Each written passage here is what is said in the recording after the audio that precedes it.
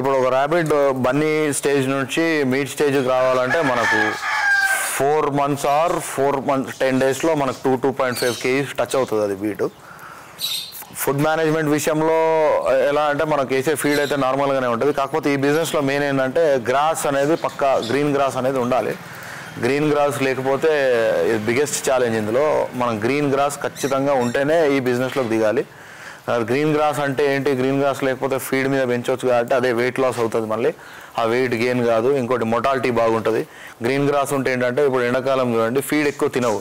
ఈ green grass ఏంటంటే కొద్దిగా చలవలాగా ఉంటాయి కాబట్టి గ్రీన్ గ్రాస్ బాగా తింటాయి.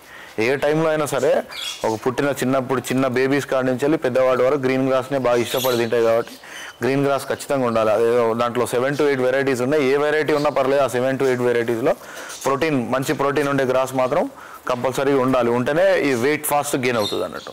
ఇంకోటి పిల్లలు కూడా మిల్కింగ్ కెపాసిటీ, తల్లులకు మిల్కింగ్ కెపాసిటీ ఉండాలి అంటే ఖచ్చితంగా గ్రీన్ గ్రాస్ తింటేనే చిన్నపిల్లలు బాగా హెల్తీగా పెరుగుతాయి. అది 8 కానివ్వండి 10 బన్నీస్ కానివ్వండి చాలా హెల్తీగా పెరుగుతాయి. అన్నిటికీ అన్ని బతుకుతాయి. దీంట్లో మెయిన్ థింగ్ ఏంటంటే ప్రొడక్షన్ మనం కాపాడాలి అంటే గ్రీన్ గ్రాస్ కంపల్సరీ ఉండాలి. గ్రీన్ గ్రాస్ కంపల్సరీ ఉండాలంటే ఈ బిజినెస్లో మనం చేయాల్సిన పని ఏంటంటే ఫస్ట్ గ్రీన్ గ్రాస్ వేయడం.